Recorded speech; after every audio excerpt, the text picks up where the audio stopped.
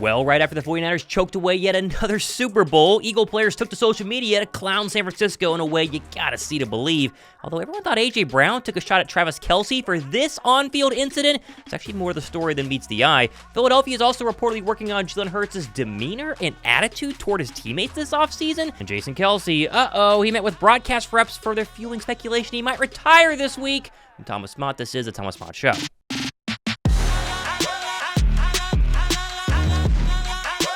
Now, there were a couple of wild things to come out of last night's Super Bowl, and no, it wasn't Big Dom on the sideline for some reason, or how about Jason Kelce in a Nacho Libre mask celebrating the Chiefs after party like an absolute maniac, or how about Kelce refusing to wear any Chiefs gear and instead going with Jason's alma mater, Cincinnati, or even this awkward clip of Jason hugging Taylor Swift and then awkwardly shaking Ice Spice's hand. Instead, the wild things for me was Travis Kelce absolutely losing his mind on Andy Reid on the sideline early in this game, and then the entire world thinking that the real A.J. Brown tweeted about it saying, if that was me, I would have been kicked out of the league. Now, it turns out that was a fake A.J. Brown account, but for about 15 minutes, I was like, man, A.J. has the tweet of the night, because can you imagine the Philadelphia and national media if A.J. would have kind of hip-checked Nick Sirianni? Now, the other wild part was 49ers coach Kyle Shanahan reportedly not having his team ready for the brand new playoff overtime rules, hence why they took the ball to start OT instead of deferring.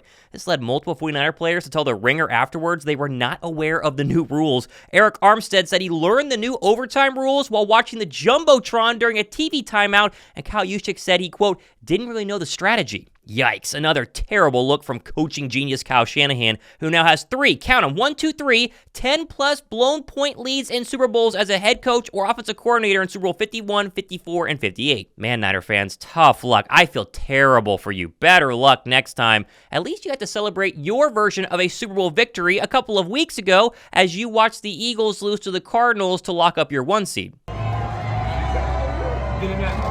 1 seed. Let's go!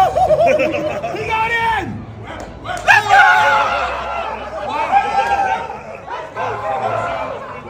Hey, at least they have to celebrate something, right? It's the fact that they enjoyed that win more than anything in the world that really makes me excited for their loss last night. Now, before we get back to today's video, Raycon reached out to me to sponsor this video and say, hey, Thomas, you want to try our everyday earbuds? And I said, sure, I'll give them a try. I'm used to using the Apple AirPods, but they don't really fit my ear very well, so I'm looking for something new. I gotta be honest, for half the price of my Apple AirPods, they have these optimized gel tips. They fit so much better into my ear than my AirPods ever did, and are great whenever you go on a run, or like me, whether I'm editing at my desk or working out at the gym. I must be showing my age, though, because I've really gotten into podcasts recently, and these things have been my go-to. Just grab them, throw them in my backpack, head to the gym, and work out while listening to a good podcast. They also have literally 8 hours of playtime and a 32-hour battery, and have multiple settings like noise isolation and really cool awareness mode. Now, if you use my link down below in the description box, or just right down there at the pinned comment, you're going to get 15% off your own pair of Raycons. Remember, if you have these AirPods, you probably paid $200+ for them, and if you're like me, you put them in your ear, you sit on a plane for an hour and a half, and by the end, you're like, get them out of my ear. These Raycons, with my link down below, are going to be less than $80. Again, just click the link down below in my description box, or go to buyraycon.com/Thomas Mott for 15% off your first pair of Raycons,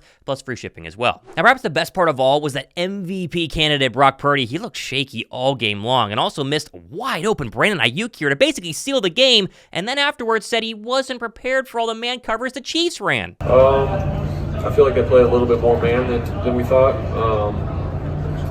We just didn't know exactly how they were going to play us, and we thought maybe just play zone, 2 show, like a lot of teams do, but they did a good job, I think, stopping the run when they needed to, and then man out, they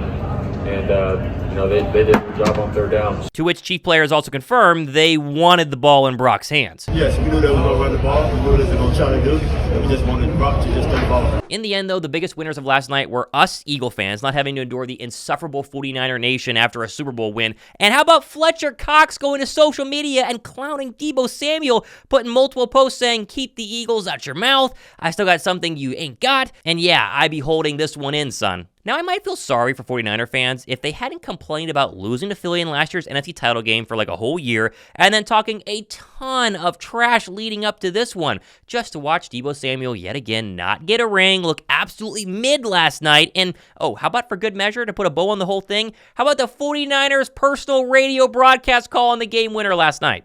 7 seconds, 6, they are going to snap it, Mahomes going to roll to his right, throws, touchdown. The Chiefs have won the Super Bowl. Nicole Hardman.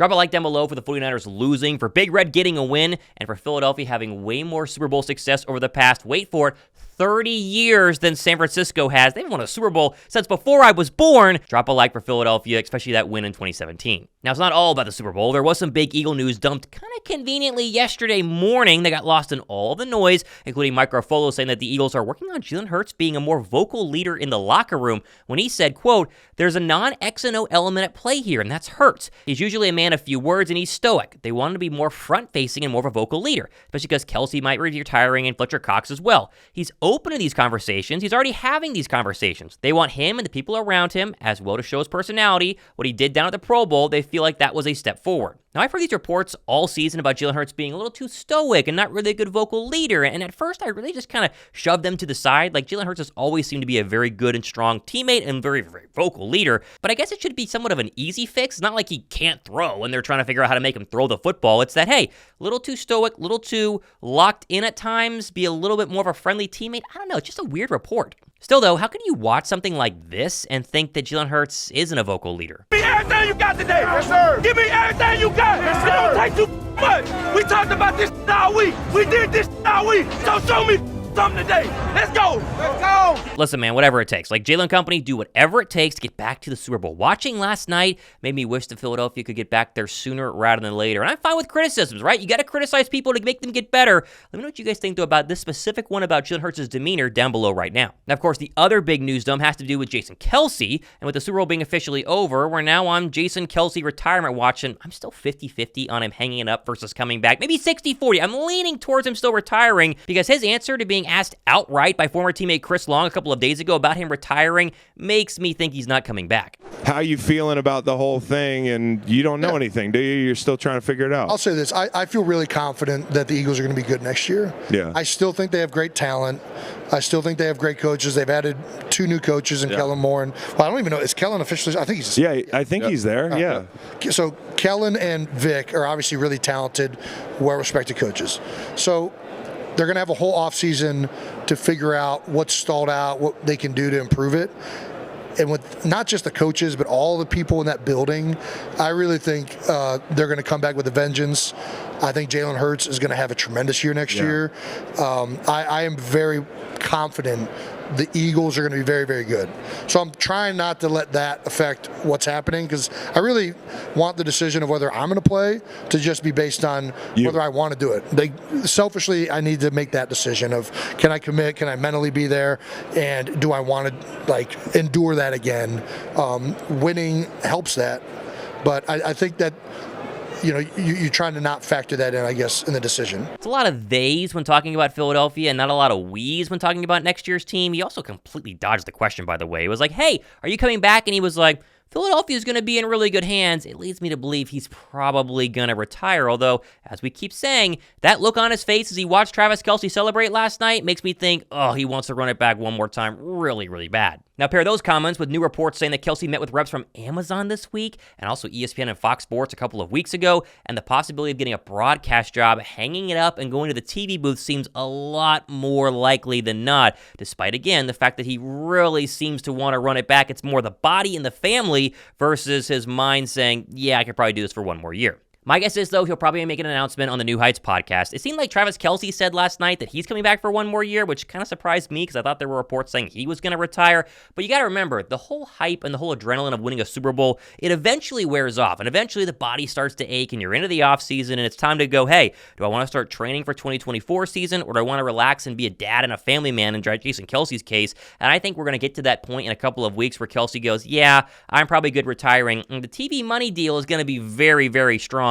We'll cover it all here if and when it happens, while still hoping that he stays. It's going to be fascinating to see what happens for Philadelphia as the new league year, Super Bowl's over, is officially starting today. We got plenty more stuff happening the next couple of days and weeks, including more videos here and on my brand new channel, Your Daily Football. We're dropping the Super Bowl recap, a look at the Niners and the Chiefs over on that channel. I would greatly appreciate if you guys click the link in the description box and go down below and subscribe and watch that video. Trying to do an NFL-specific channel that also complements my Eagles-specific channel here. Let me know what you guys think about that and watch that show today. I'm Thomas Mott. The Super Bowl is over, and the Niners have lost yet again. This has been the Thomas Mott Show.